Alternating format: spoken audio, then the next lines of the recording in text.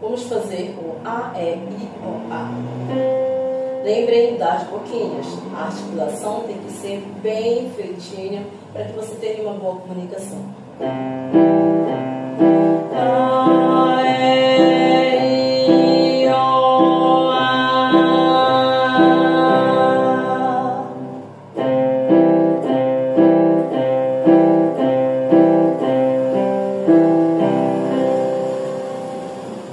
Você vai pausar e repetir algumas vezes.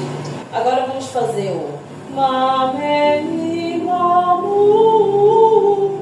Não esqueça que você precisa respirar bem, encher bem. Inspira pelo nariz e vai soltar esse som pela boca. Ma,